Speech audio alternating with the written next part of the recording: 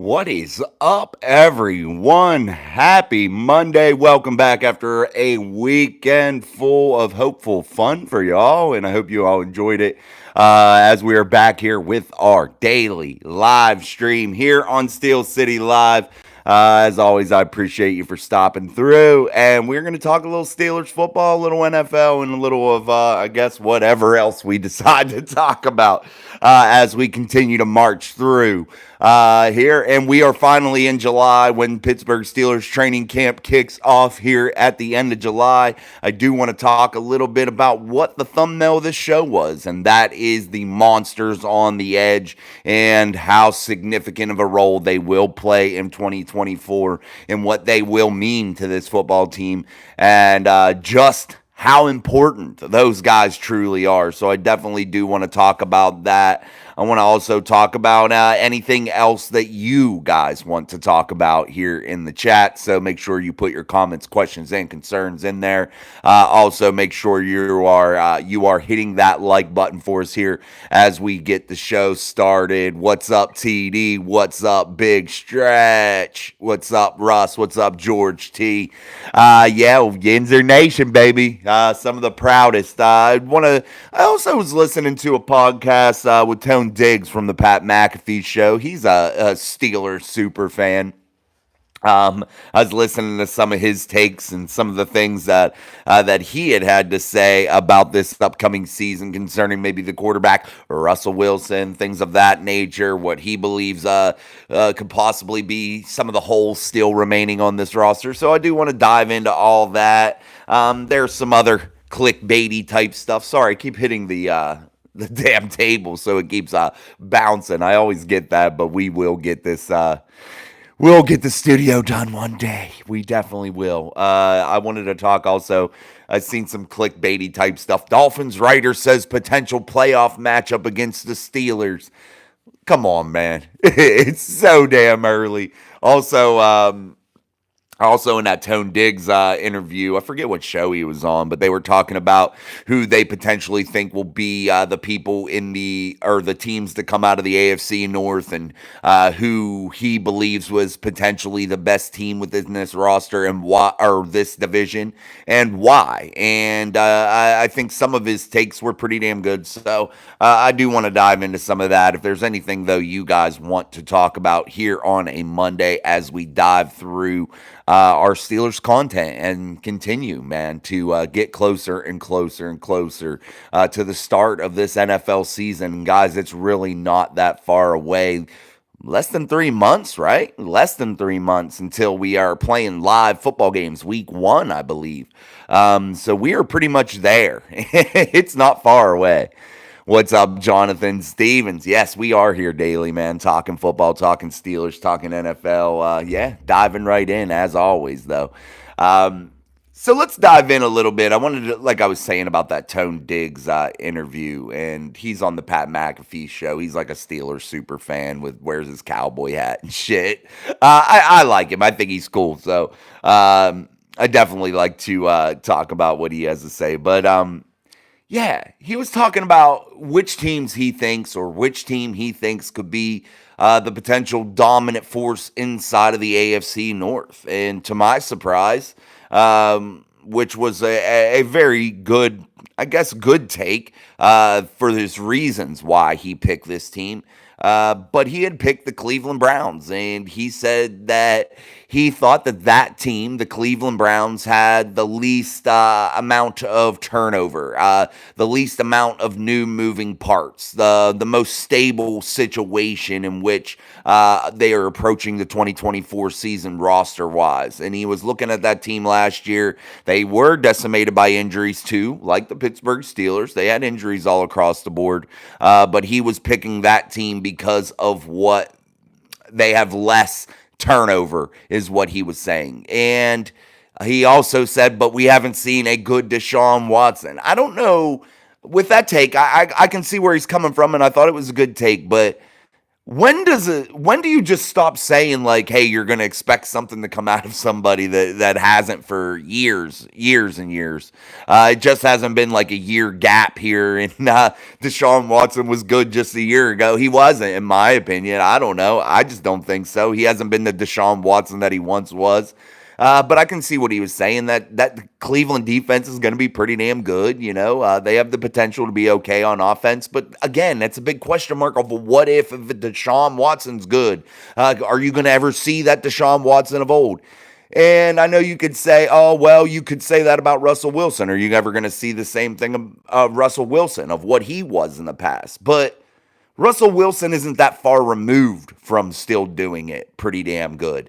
And you Steeler fans out there, myself included, would have taken 26, 28, and 8, whatever touchdown to interception ratio from Russell Wilson last year. And we would have jumped for joy if Kenny Pickett or Mitchell Trubisky threw that kind of touchdown to interception ratio last year. You would have been excited. You haven't had a quarterback throw 28 touchdown passes or 26 touchdown passes in a long damn time. And yeah, we'd be pumped about that as Pittsburgh Steelers fans. So yeah, I definitely think that was a good take. And I don't like to hear it, but it did make sense, and then he had picked the Baltimore Ravens with Lamar Jackson because they were in the AFC Championship game last year. But then he had said, the Pittsburgh Steelers, you haven't seen them finish last in the division for a very long time, guys. 18, 20 years, something like that. A long-ass time. You have not seen them finish last. I can't even remember when. I don't even know when the last time we saw the Pittsburgh Steelers finish fourth with inside their division. And yeah, I don't see that to be happening anytime soon. And yes, we're all sick of the bullshit of, oh, yeah, the winning record stuff. Yeah, that's stupid. Yeah, we know that that's the most exaggerated statistic, but we Steeler fans know that. Let's dive back into the chat a little bit more. What's up, Steelers Nation Australia? Hope you're well, Mark. Jonathan Stevens, we need to hold on to wide receiver 2. We may already have him on the team. Yeah, you don't know. Yeah, you don't know, Jonathan. And that's the cool thing about this sport that we love so much, the teams that we all root for inside the NFL. And that is, we get to see so many different things happen. There's so many different variables. Guys could surprise you. Guys that you think have nothing out there to offer, but boom, here they are. They pop up on the charts, man, and they end up being really good. So it's exciting. It's part of it. What's up, Strolls? How are you? Mark from Steelers Nation Australia says, I think we do, and it's Muth. And we'll see. We'll play a big role. Yeah, our tight ends will play a big role. I think so too, man. I definitely do. I think it's going to be something special to see with that tight end group. I think they're going to come out and be really, really solid. Also, Mark says Watson is a bad QB. I agree, man. No doubt. 20 years, Mark? Yeah, it's been a while, man. Jersey Live 69. Troy is the best Steeler ever. That could be argued, no doubt about it, man. He's a special guy, Hall of Famer, no doubt. It's hard to argue against that. He was something special. He can do some special things, definitely. Yeah, we'll keep going in the chat. Thanks, mate. Hope you're well. Thanks, Mark. Appreciate it. I think it was 1988. Yeah, it could have very well been, man. I have no clue. I have the computer here, but I'm being too lazy to type it in. But yeah, All right, guys. Hey, go check out Mark, guys, if you haven't already. It's Steelers Nation Australia. He does a good podcast over there, so make sure you guys go check him out. Give him a like, subscribe, all that good stuff. But as always, make sure we're hitting that like button here for us as we move through the show. Again, this is Steel City Live here on Mic Drop Sports, our daily live stream. We just do it here from the YouTube vertical presentation to get out there to all you guys. So, hey, I appreciate you all for stopping through, but that like button is very important. And if I don't quit hitting this damn table, I'm going to end up like moving back and standing up and talking to you because I got this arm. I can stand up. What's up, Justin Meneke? How are you, man?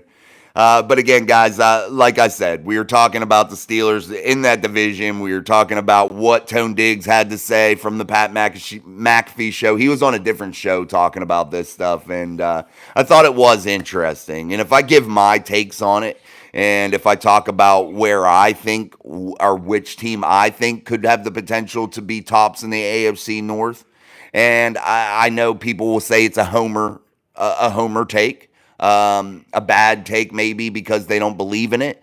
But if I look at all the teams last year within the AFC North and I look at their records, and we're talking about we haven't seen anybody play actual football just yet, and we're just going off of all paper. I have to pick the Pittsburgh Steelers. They finished 5-1 again, and I think that has to be my most solid argument. You look at a Steelers team that was pretty dominant within the division. So if I'm going to go ahead and give my favorite, I have to pick that team that finished last year in 2023 at 5-1 within the division. Yes, they didn't finish maybe with as good a record outside of the division as some of the other teams did that finished ahead of them. But still, I have to ride with that squad, man. I have to ride with them because they played the best football. Their records show that they played the best football within the division. So that means they played their teams inside of the AFC North pretty damn well, man. But it's going to be tough to win any division in the NFL. We do know that. Good, Justin. Glad to see it, man, or hear it. What's up, Danny George? Yeah, I know, Justin. Definitely, we're wishing for football, no doubt about it, and it's not far away. We're down to like 26 days now before 25 days before they report or something like that. So really, honestly, a little over 2 weeks, 3 weeks here. So yeah, it's not that far away. I'm trying to enjoy summer. We just got a new pool in the backyard, not one of them crazy ones, just something easy. It's like 4 foot deep, like 16 or 18 foot around. So it's something to cool off with. It was like 90 degrees here, and we just got this house, so we haven't had no time to put any type of pool in. So we just got one of them like you put it up yourself type thing. So we needed some time to cool off a little bit. It was getting crazy. We had some 90-degree days and shit here.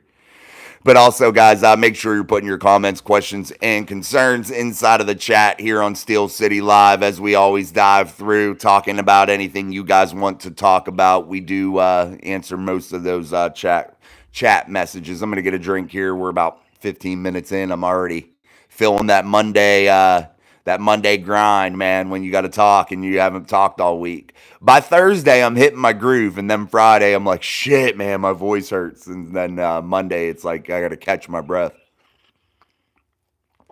Oh, shit. Needed that. But anyway, guys, let's continue to talk about that, and I want to see what your opinions are here with this division since we brought that up. I also am going to talk a little bit about here, probably at about the 15-minute mark here, 17-minute mark, depending on how this conversation all unfolds. But I'm going to talk about the significance of that pass rush and what they're going to mean for this Pittsburgh Steelers team and what they're going to be able to do or hopefully accomplish, and why this Pittsburgh Steelers team really needs them to stay healthy, because I think they have a good chance this season to do something special. I'm not saying Super Bowl. I'm just saying be better. And that's the first step in this process, is be better than you were last season. And that's what I'm saying. So that's special to me, in my opinion. You know, you're getting better. You're showing signs of improvement. So we will talk about that. But I want to hear what your thoughts are on the division and whom you think may be the better teams in the division and who do you think would possibly emerge as the division's best. Will it be the Browns? Will it be the Ravens? Could it possibly be the Bengals with Joe Burrow and his weird-ass injury history? When he's playing, he's good. But, man, those injuries got to scare you off, So, or will it be the Steelers with two quarterbacks on one-year deals, one that is in football hell, kind of, with the bad things he has to fix and schematically. Personally, probably cool guy, probably hard worker, probably all of that. So we can't knock him for that just yet. But Justin, till we see him, we got to see how he works and see how he does all that kind of stuff because we don't know. But yeah, he's in football hell right now with his skill set. His skill set's tough to deal with. that's Justin Fields. And then you have an aging Russell Wilson. What about him? Yes, the Pittsburgh Steelers have a lot of questions, no doubt about it. 108 degrees in Bakersfield, California. Wow, Jonathan. God. That's hot, bro. 100 plus all week. I don't envy you. Steelers Nation Australia. I went scrolling on YouTube live shorts. It's a wild world out there. It is a wild world. Some of the shows are crazy, man. No doubt about it. Mel Mills, in the AFC North, QB injuries are frequent and severe. Odds are that Burrow, Watson, and Jackson suffer injuries. It is unlikely that all three are healthy for the entire season. I like our chances. Mel, that's a good take if you ask me, man. I think that was a solid take there because it is the black and blue division. That's the nickname of this division. People talk about how significant of battles these teams play against each other and how bad they rough each other up. And no doubt about it, injuries happen and you see it frequently. And you are right. And like I said, you have Joe Burrow out there with those weird injury history here in the last year or so, that weird times that he's been injured. And you're like, what's injured on him? Is it his hand? Is it his wrist? Is it his thumb? I just don't even know half the time with him. I feel like he's very injury prone. Will he end up being like another Andrew Luck type guy? You look at Lamar Jackson. He's had injuries at significant times. You've seen him in a sweatsuit many times in big moments for the Baltimore Ravens. You've also seen Deshaun Watson in a sweatsuit more than you've seen him in an actual Cleveland Browns uniform. So how does that all play out? No doubt about it, but it is a very physical division. So your chances of winning it are pretty decent in just that aspect. Give me a chip and a chair and let me play some games and we'll see how it all works out because anybody can make it to the mountaintop, in my opinion. Justin Meneke says, I think the Steelers will win the North this season. I think that they have a very good chance of it because, again, man, my only argument, and I have others, but like my real significant argument is a 5-1 football team in 2023, man. And that is within the AFC North. And it's hard for me to stray away from that. You know, it's hard for me to sway my opinion whenever that was the case. Alex, the Steelers suck. Oh, my Lord. Why? Hey, guys, look, it is another person that comes into the chat that has nothing better to do with their time. They can't even have intelligent conversation. I'm all for people coming in and like razzing you and having a good time. I'll leave those comments up. Some of these people, though, it's like if you can't articulate a thought to like challenge what I'm saying, don't even waste your time and type it into the chat because honestly, you look dumb when you do because you just make no sense. You're just like, Steelers suck. Okay, why? What's your rationale? What are you saying? That's the thing I want to know. What's your reasons? Yeah, I'm down for those. I mean, I just need to hear them. I know, Justin. It is funny. It's crazy. All right, guys, we're almost about 20 minutes in. I do want to talk about what I had made the thumbnail about, and that was the pass rush of the Pittsburgh Steelers in terms of the edge rushers, and that's Alex Highsmith going into the second year of his deal that's now been restructured. It's not funny, Justin. You really need to re-examine your life and choices. Let's just report him. No, we won't report him. I won't do that. We'll just remove him. There we go. I don't even know what he's talking about. Oh, my Lord. Let me get rid of him. Sorry, guys. There we go. What's up, D? Nothing. Just getting rid of a turd. Alex. I don't even know what he was talking about. Just in here being stupid.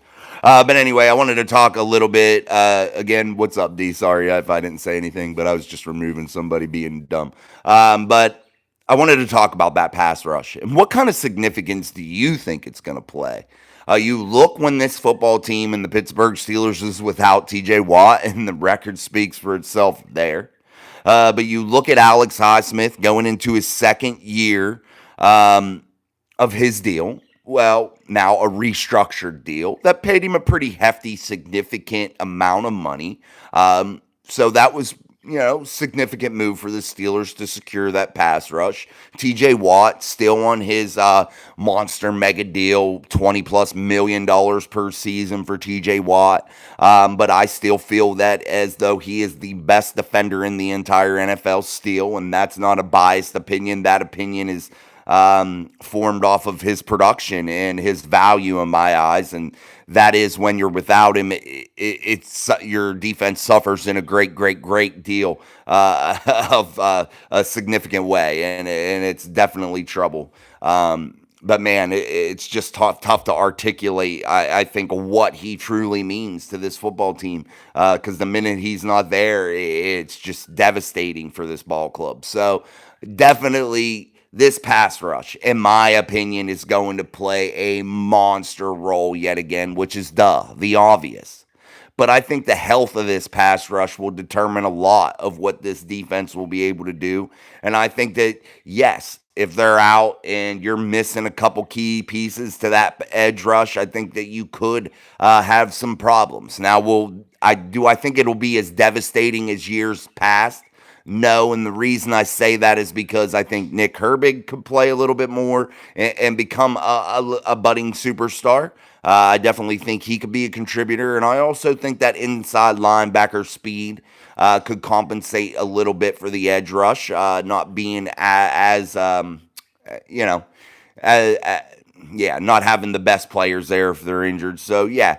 I definitely think that middle linebacker room has improved enough that they will be able to help support the defensive front as a whole. In my opinion, definitely, I thought that that inside linebacker room was pretty decent and was able to do some things at the beginning of the football season. You were able to see what their presence, how much that meant to that defense. And once you saw that injury starting to occur there in that inside linebacker room, you saw that defense really start to fall apart. And it definitely was something that hurt the Steelers in a big way. But that pass rush has to stay healthy, guys, because I really do feel that if they don't, and the Pittsburgh Steelers, yes, I don't think it'll be as bad as last year. Do they have the offense to be able to play shootout games? Are they going to be able to do that in that Arthur Smith style of offense? It's just going to be so very important.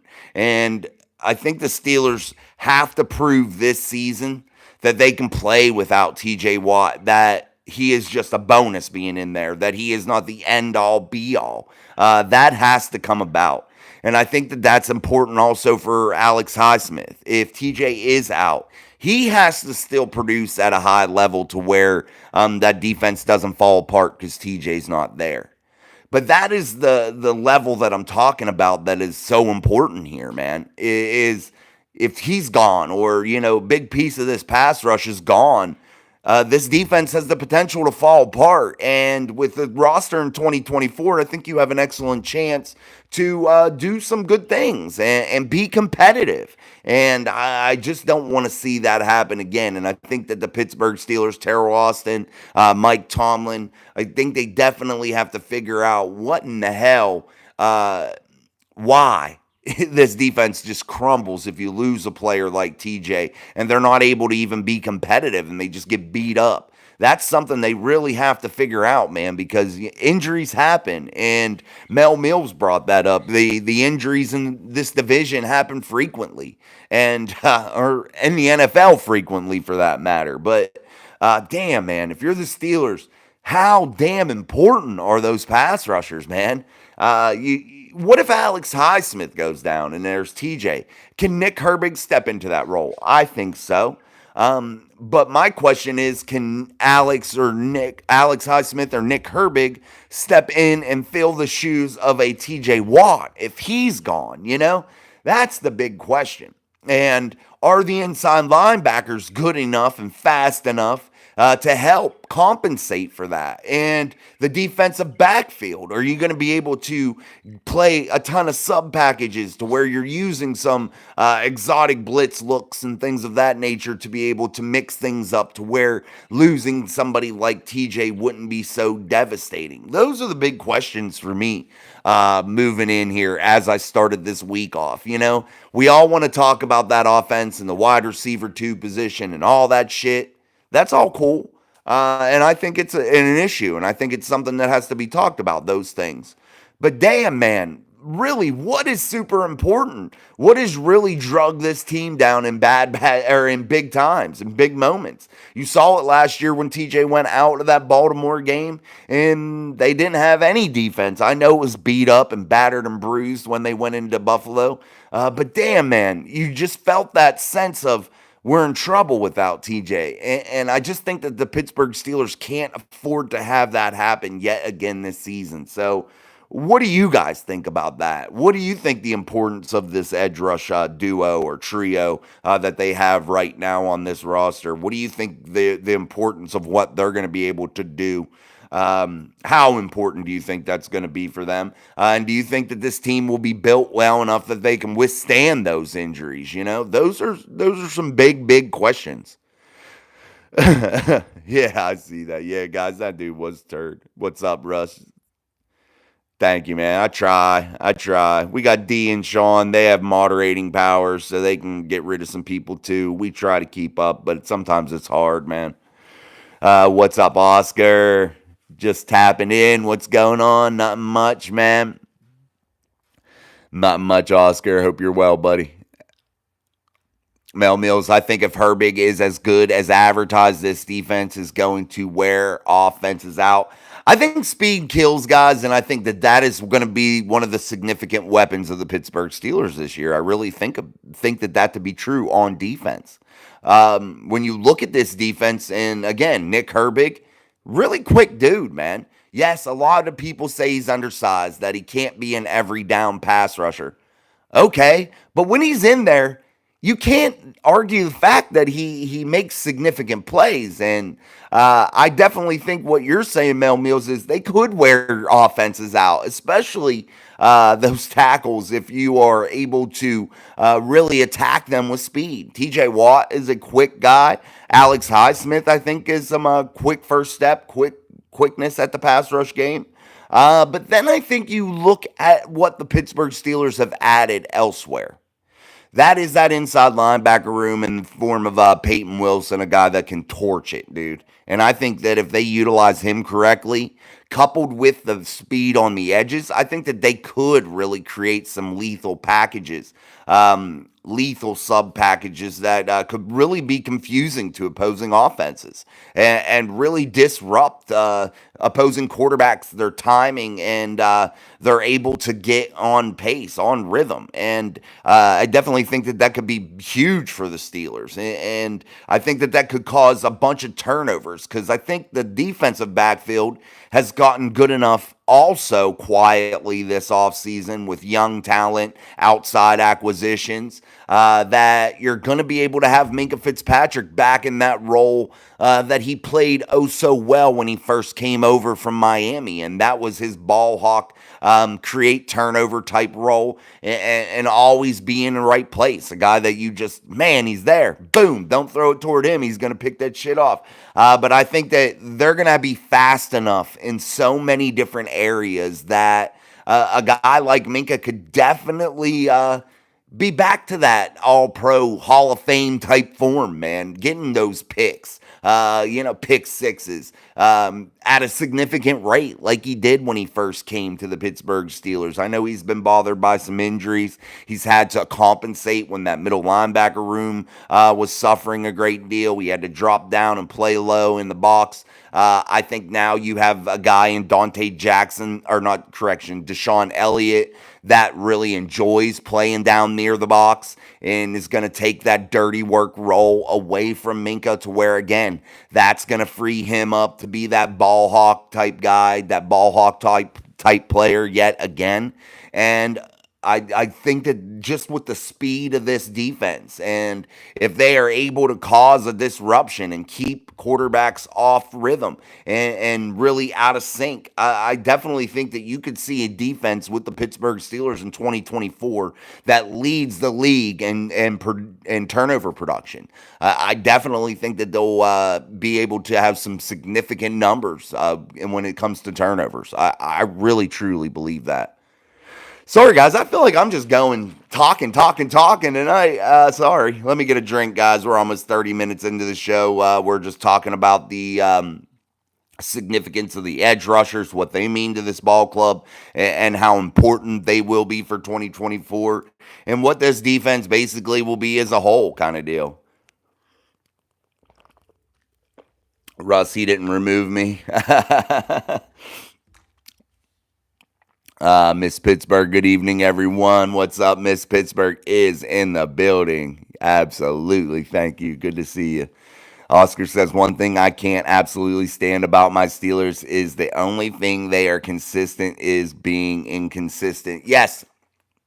And that's where I can agree with some takes from people out there that maybe, looking down on the Pittsburgh Steelers a little bit, maybe not picking them to be one of the division's best or one of the AFC's top 10 or top, 5 teams or whatever. That's fine, but consistency has been a problem, especially at the quarterback position. That's the big one.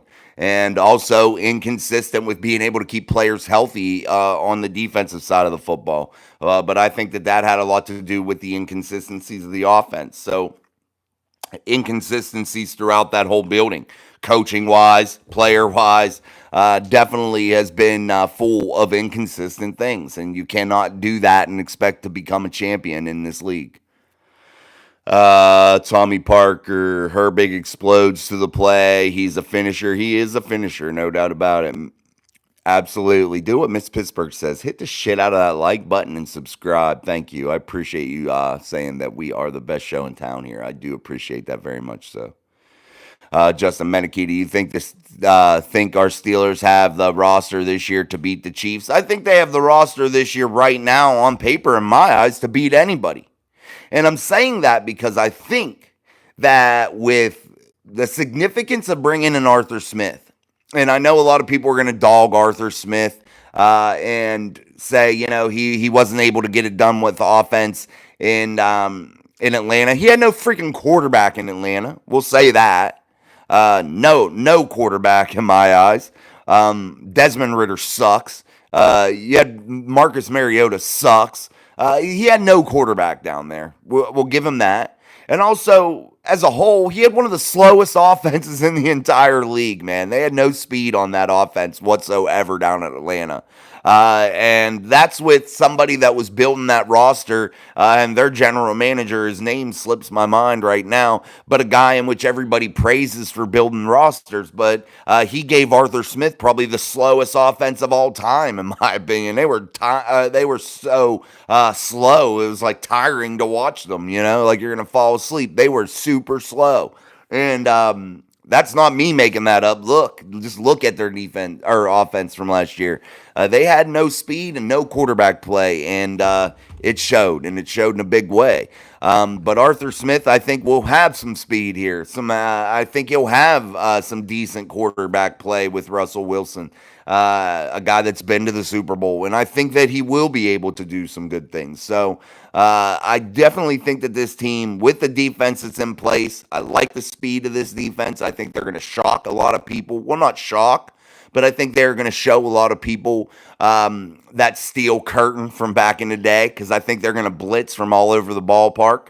All over the football field. I think they're going to blitz from every damn place. I think you're going to see those Dick LeBeau days kind of be rejuvenated a little bit to where it's such an exciting pass rush, such an exciting blitz package. We all know they play so much sub-package football, so I think you're going to see so many different exotic looks, so many different combinations of players, at least I would if I were them. And I think the Pittsburgh Steelers and Mike Tomlin, have changed a little bit this offseason. They're valuing some outside opinion. They've brought guys in from outside of the organization in terms of coaching to where they weren't just promoting from within. And I think they're breathing some new ideas into that building. And I think that they will play a mixed match, hodgepodge of different player combinations to where we will see an exciting brand of defense here in Pittsburgh in 2024. I really, truly, firmly believe that, barring injury, if this defense can stay healthy, I think they could definitely make some noise, man, and be really, really good. But I think this offense could control the football in time of possession in a way that it is your best defense for your team, to where you keep that defense healthy and fresh. And when they are on the football field, they are able to pin their ears back and really get after opposing offenses. And I think that that is going to be a huge weapon, especially with a young Pittsburgh Steelers offensive line. As a whole, as a group, I think they're going to need some time to develop, but I think that run game is going to be something that they can do and execute early and often and be really good at it.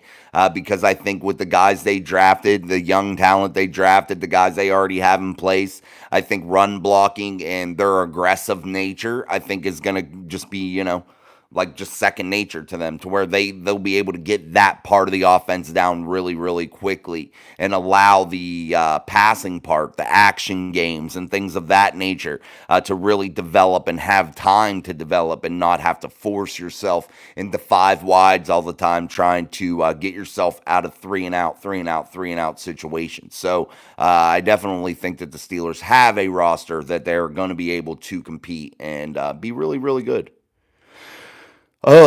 George T. There has been linebackers through NFL history that have proven naysayers wrong for being too small to play. Yeah, absolutely. Jack Lambert being one of them. Your profile picture, I believe, if I can see it correctly. It's hard for me to see it. Tommy Parker, I think Herbig could outperform Highsmith. I think the potential's there. I think Alex Highsmith is a quality player. But I think now with the Pittsburgh Steelers and I think the way Nick Herbig can play, I think that there is a possibility that you see Nick Herbig slowly take over that role and couple with TJ Watt as the duo, the starting duo. I'm not saying it would happen early, but potentially, if there's ever an injury to Alex or Nick, is able to continue to progress and become good and better and better and better, I think you could see that, definitely. Russ says, doing great, George. Oh, he's talking to George. Armand, okay, here's a question, Jason. What are our 3 or 4 biggest holes from the depth perspective for this season? Thanks for a take, Armand. I'll answer that. And what I think is the biggest number one depth concern, in my opinion, here for 2024. And I'll probably say there's 3. We'll see if I can come up with 4. But one, right off the bat, is that defensive front, the nose tackle, the defensive tackle position. You have aging guys there, some young guys there. You brought in Dean Lowry. You got some players there, but the depth concerns me. We'll have to see the health of Cam Hayward and how that goes. We'll have to see how Keanu Benton is able to transition as a smaller, undersized player for his position and see how he can take a leap maybe in year 2. I have high hopes for him. I am confident in him as a player. I think he is a very good ball player. So definitely I think promise is there. But I think that is our biggest concern right now defensively in my eyes, is that defensive front and how they're going to be able to approach this season in 2024. My second biggest hole, in my opinion, is that quarterback room, because I think you have 2 quarterbacks that are in a little bit of an unknown period for sure. Justin is in an unknown period of his career, considering he put terrible things on tape in Chicago. Yes, he had flashes of moments and things of that nature, but yet his progression was horrible. His ability to get through his progressions was horrible. He processes the defense horribly. He has happy feet. He fumbles too much, throws picks.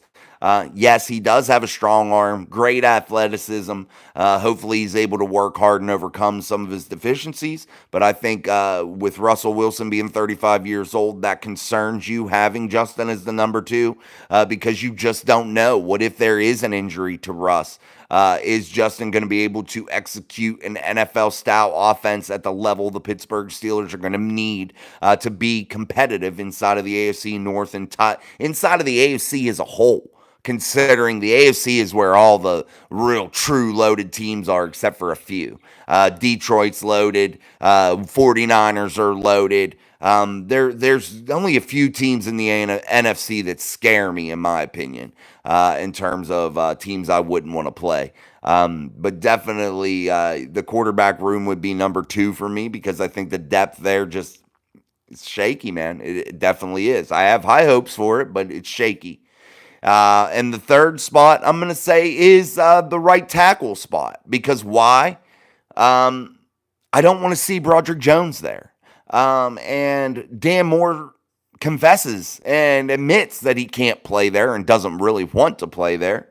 And then you look at Troy Fautanu. Is he going to be ready? So the offensive line and where they position people and the depth there, after you get past the initial flow of guys, are rookie guys going to be able to step up and be ready? I think so, but I think that there is concern there. And I think that you definitely have to worry about that. So those are my 3 biggest takes in terms of places and position groups that I'd be watching that could be question marks right now. And those are 3 significant areas because where do you win football games, guys? Trenches, trenches, trenches, quarterback, quarterback, quarterback. Those are the 3 things that I think there's some shaky ground and definitely have to smooth themselves out. Now, don't get me wrong. I think there's some potential there, and I think that there's been some quality draft picks. And I have high hopes for guys like Cam Hayward to rebound from injury. So fingers crossed, but those are 3 things that could potentially plague this football team. Miss Pittsburgh, I think they are ready. I think the Pittsburgh Steelers going to put on the show for us. Ain't going to they're going to blow our minds. I hope so, man, and I really, really hope so. We are due for an exciting season, man. But look at the 2 guys, just the way when I said there was, the quarterback depth concerns me. The quarterback play may concern me. Doesn't it make you really value 7? 18 years of 7. Doesn't it make you value that, honestly? When Ben was there, you always had a hope that you could win the game, so definitely can concern you. See you, Mark. I know they're going to come out and show out here. Here we go. I hope so. What's up, Beer Malls? I tell you what, Meneke, if they get healthy, we got just as much as a chance as the Ravens did last year. I think so too. I think you're right with that. Yeah, definitely. Health. And how are these young guys going to step up? That's going to be a question. All right, guys, make sure you're smashing that like button. We are running low on likes. Let's get those likes up. Here's a couple ways you can do it. You can hit it backing out of the live chat, or there's 3 little white dots up in the top right-hand corner of your screen. You can hit those 3 little white dots. Drop-down box comes, and you can hit like. But let's get those likes up for us here on Steel City Live, our daily live stream, only here on Mic Drop Sports. I'm Jason. And again, guys, I wanted to thank you all also for getting us over the 3,400 subscriber mark. That was very awesome to see. Now we are well on our way to going toward that 3,500 mark. So, again, guys, let's spread the word. Let's share the show, and let's hit that 5,000 subscriber goal here before training camp hits. That's when I want to hit it by. I think we can definitely do it. So if you're not subscribed, make sure you do. Because if you've listened this far, 43 minutes, you evidently like what we're talking about. Mel Mills, I'm hearing that Keanu is going to be a stud in the middle of the D-line. This would be the game changer this team needs.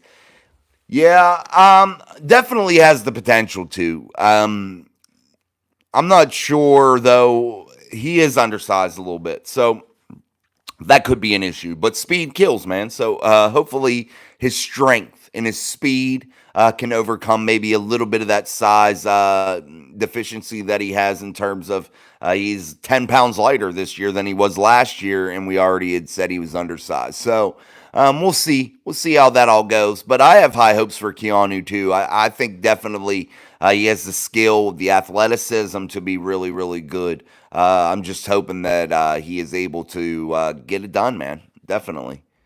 Wave those towels for Miss Pittsburgh, Stephen Reagan. With Art Smith, I think we will see more balanced offense and perhaps a smash mouth run game return to Pittsburgh. I think you will. And I think that that's exactly what the doctor ordered for this football team. Keep that defense on the sideline, guys. Don't get them beat up and worn down. When you have a defense on paper, at least right now, like the Pittsburgh Steelers do, a defense that we're going to be excited for as a fan base and that the NFL should be leery of and scared of, in my opinion, because I think they have the potential to be dangerous. I think your best defense, as we talked about earlier, is your offense having the ability to control the time of possession and keeping your defense off the field, allowing them to come in fresh and being able to pin their ears back and be ultra aggressive through all four quarters and not have to dig deep to gain that energy to be able to put on a great performance. No, because they're going to be rested. They're going to be healthy. They're going to be ready to go. And I think that that is the most important key to this offense is controlling the time of possession. Because you saw the Steelers last year when they were able to be controlling the time of possession, they were able to be effective and efficient. When they were going 3 and out all the time, the defense struggled. They got beat up. They were tired. They got injured. So, yeah, definitely something we need to watch. Beer Malls, honestly, I'm starting to not fear the Chiefs. The Chiefs have Patrick Mahomes, man. And the quarterback play from Mahomes is best in the league right now. So that's what scares you about the Chiefs. And that's what will always scare you about the Chiefs. As long as Patrick Mahomes is Patrick Mahomes and playing at the level he does currently right now, I think that that's the team that you really got to watch out for all the time. Oscar says, I have a strong feeling we are either going to make a big splash and shock everyone or we are going to stink it to high heaven. No in between. Remember this comment. I'll remember that definitely. And I think you have a point there. Definitely. I don't want to see, honestly, the in between anymore, Oscar. I don't want to see the mediocrity. I don't want to see just having the winning season. If you're going to do it, suck it up and go out there and let's get one of the top 10 draft picks, I guess. You know, honestly, I'm just tired of just being okay. And I think most of the fan base is tired of being just okay. And I definitely think that's why a lot of people really weren't excited about the Tomlin extension. There's a lot that were, and it's awesome to have the stability. But I think that's why a lot of people weren't excited, and that's because they were tired of the inconsistencies. The just being okay isn't good enough for them anymore. And I think that the Pittsburgh Steelers not having a playoff win since the 2016 season has weighed on the fan base, and it's now going into 2024, or we're in 2024, going into the 2024 season. And I think this fan base is looking to start to really succeed again and get back to a winning brand of football in the playoffs. Beer Miles, Pat and Kelsey, Hollywood and out. They claim they are trying to get back into a heavy offensive team. The Chiefs are having to battle these trench-style AFC North teams. It's going to catch up with them.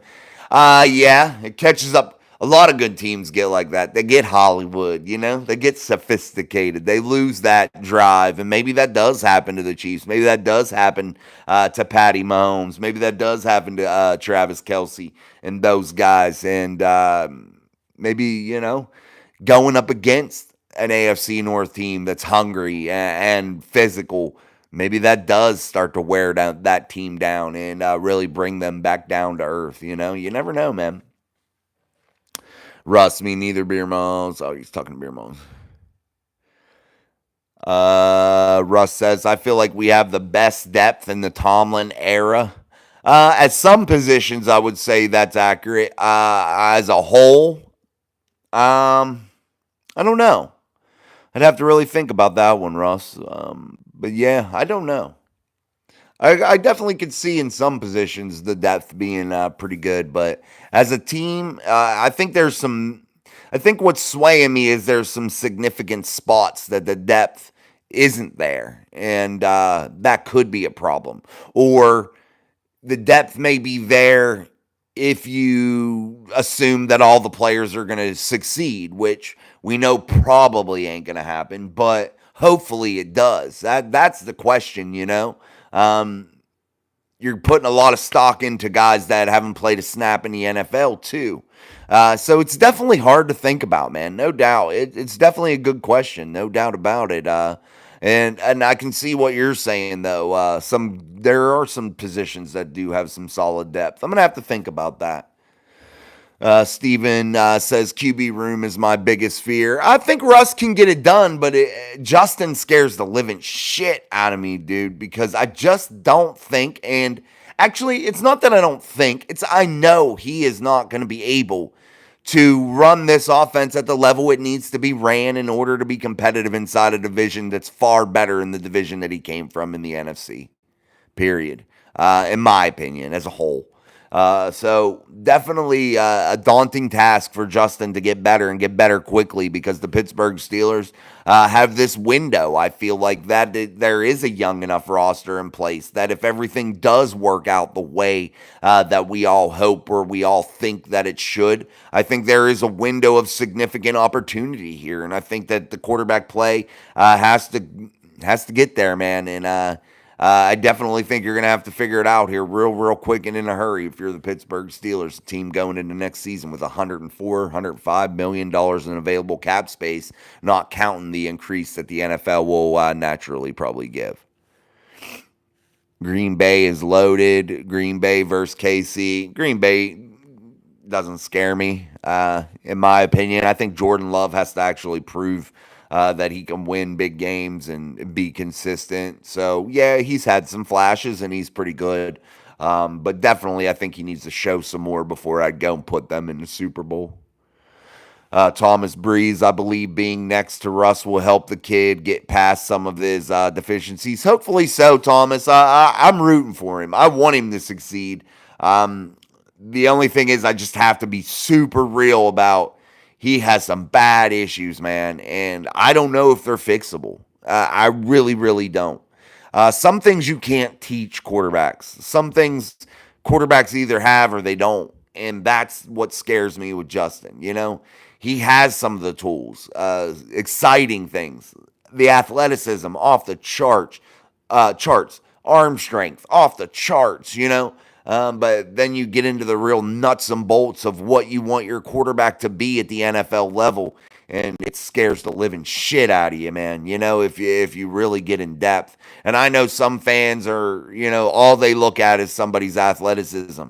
And at the quarterback position, that's not all you you can't do that, you know, and that's the issue with some fans. But definitely, I think you are right there, Thomas, that Russ could really rub off on Justin, and I hope that is the case. Beer Malls, honestly, the defense is going to have to carry a lot. Just with Deshaun, Joe, and Lamar. What we got Rodgers back this year, the Texans popping, the Chargers, Mahomes, the Bills. Yeah, the AFC's tough, Beer Malls, absolutely. And the defense is going to have to play a big role, guys.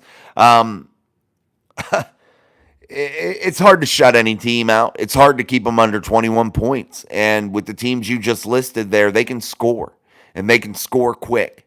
And definitely that's something that you have to take into account, no doubt about it. Stephen Reagan's second half of the schedule is scary as hell. I don't know, Stephen, if I'd be scared of it because the Steelers went 5-1 within the division. The two games I'd really be scared of, which is only two that I'd be really scared of and fearful of that they may not be able to win, and that's the Eagles and the Chiefs games. Other than that, you know, yes, it's scary because it's all divisional opponents. I get that. But the Steelers, again, 5-1 within that division last year. So definitely I still think, though, they need to come out strong out of the gate. They can't afford to stumble in weeks 1 through 9. They have to play really good football in those weeks. But definitely I think they can get it done. I think they play the division well. I think they have Lamar Jackson's number one. Lamar Jackson has one win against the Pittsburgh Steelers since 2020. So, yeah, it is what it is with that, you know. D says they should have value number 2. Yeah. The cursed Chicago Lucky Luciano. I know is Fields going to be the next Trubisky? I hope not. George T. Question: if Russ and Fields fail to do what we expect, do we pursue Dak Prescott next year or just go through the draft? Good question, man. I think you have to explore all options, and you're going to have to weigh the finances. You're going to have $100 and some million in available cap space, 1.41 or 104 or 105 million, something like that. Plus, you'll get a natural increase probably by the NFL increasing their salary cap. But yeah, man, that's a good question. What does a guy like Dak Prescott cost you? And does he give you vibes of a guy that can't win in the postseason? Because that's what he gives me a little bit. Are you willing to pay $50-some million per year to a guy? I don't know. I don't know the answer there. But one thing I would say is I think you have to keep all your options open. And I guess you would really have to analyze also what kind of quarterback situation does the draft have? Are there enough guys that, the Steelers don't usually pick within the top 10, which is cool and awesome. But would they have to trade up to be able to get one of those significant players inside of the draft at the quarterback spot? And would you be willing to give up a shit ton for some of these quarterbacks that, are coming out of the college game? Or would you just stand pat and hope that you get a guy that people are overlooking because people are blinded by the shiny new toy, the most super athletic guy out there that can run? You don't want a running back at the quarterback position, and that's starting to get on my nerves. That's why I think there's some guys out there that can do it all, and I think one of them coming out of the draft here in 2024 was Jaden Daniels, and I think the Washington Commanders hit a home run with that. So you're looking for guys that can throw from the pocket and run when they have to. And I think that gets overlooked a little bit sometimes. But I'm not sure, man. That is a good question, George T. Definitely have to keep your options open. But Dak would be somebody I wouldn't want to pursue personally as a fan. Beer Malls, I don't know the draft class coming up. I'd secure Fields with a low-level decent contract and go draft pick. Yeah, you could, definitely. That's the option, too. Russ says I would go for Dak. George, that's why I said that $100 million next year may go on a quarterback like Dak and GP. I think if you spend $100 million on 2 players for 1 year, I'd question Omar Khan's sanity, to be honest with you. I think that's just far, far too much for 2 players. And honestly, Dak has never proven anything inside of the playoffs, and he's been there. So, and that leg injury, does that worry you with Dak? But I would definitely, if Omar Khan takes $105 million, $104 million, and he burns it on Dak Prescott and a wide receiver contract, I would question his sanity. That's just my opinion. I don't know, though. Beer Malls, Rush, you're the new 3rd string or you're traded. In the green TV, being okay is contending. Us Steelers fans are spoiled. Please don't ever come in here and say Steelers fans are spoiled. That is the stupidest take I've ever heard, and I hate that when people say it. And I'm not dogging you, man. I'm not dogging you in the green TV. That's not what I'm trying to do. It's probably one of the biggest pet peeves of mine when people say that, because being considered being spoiled because you don't want to be a loser, I think is a crazy thing to say. Steelers fans expect a winner, and it's okay to be a winner, and it's what you should be aspiring to be all the time. And just being okay isn't okay. That's a loser's mentality.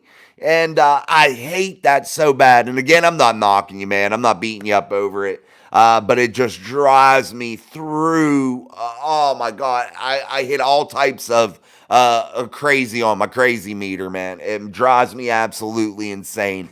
Because I think it's just not a good take, man. Spoiled is ridiculous to say because, listen, we want a winner. And I want to be around people that want to be winners. And that's all I want to be around. I don't want to be around people that go, I'm cool with it, man. As long as we do okay. As long as we, are average. And I don't want no one to consider us spoiled. I don't want to. Bullshit. I want to win every year. I want to chase the Lombardi every year. And if that isn't your goal as a professional athlete, a professional coach, you're in the wrong damn business, bro. In my opinion, you're in the wrong damn business, and you need to go somewhere else and give a job to somebody who got some heart and some guts and some intestinal fortitude. Because just being okay and average is not good enough. Again, man, I'm not dogging you. I've heard that a lot of times, and it just makes me go crazy, crazy. All right, guys, it's not a fact, bro. Oh, I don't know what you're talking about. Sorry, man. I got to get through the chat here real quick. I got mixed up. Sorry. Hold on.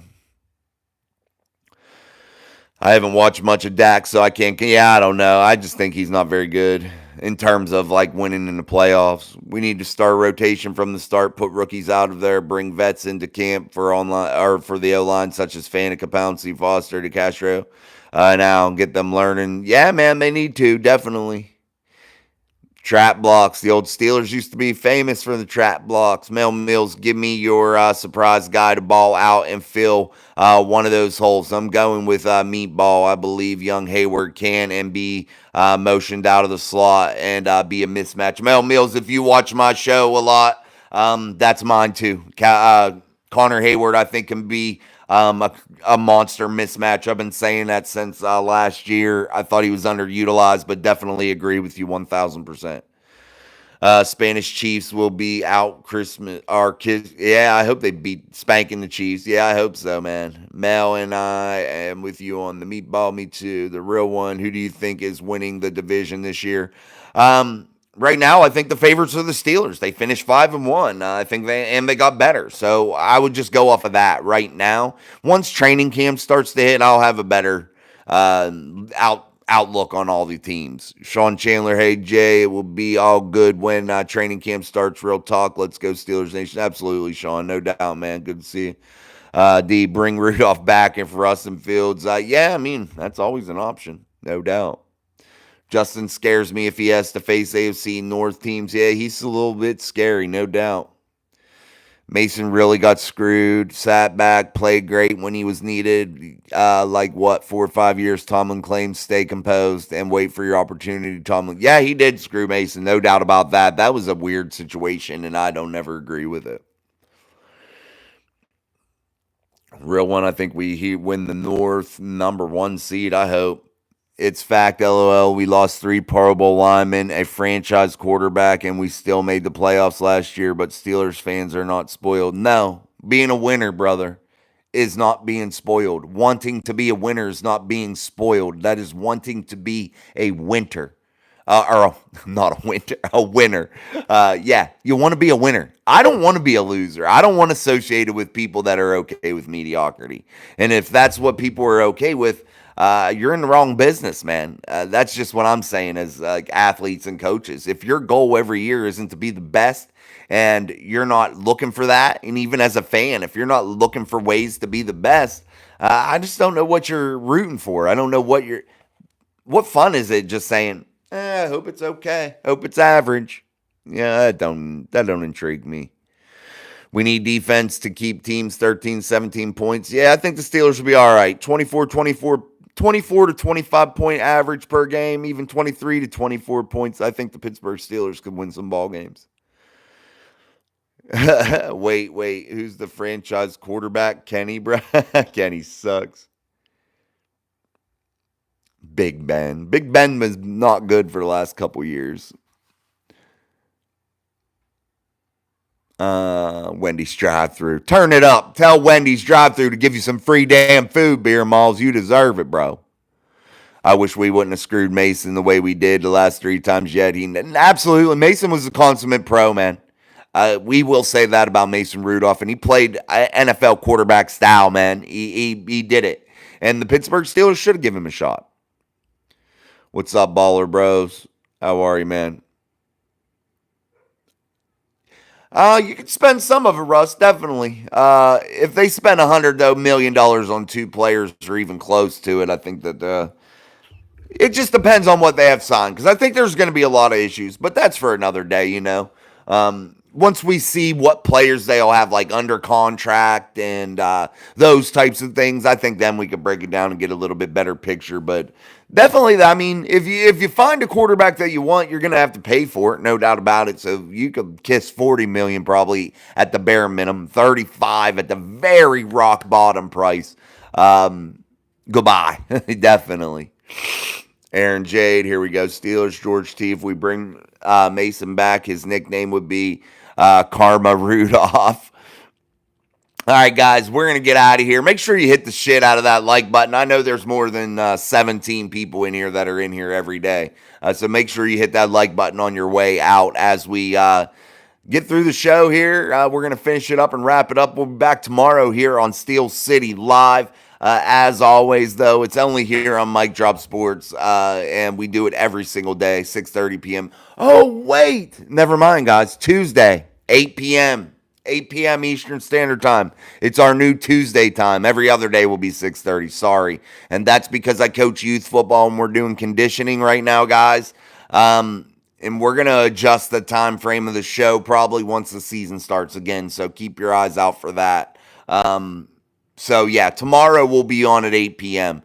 We won't be on Thursday, though. That's the 4th of July. And if you go to the community tab of the channel, I posted the schedule, and I will correct tomorrow's time. It'll be 8 p.m. tomorrow for Steel City Live. So, again, guys, Steelers fans, you're not spoiled. You just want to be a damn winner, baby. And we don't want to be associated with losers. And if people get mad about me saying that, oh well, because guess what?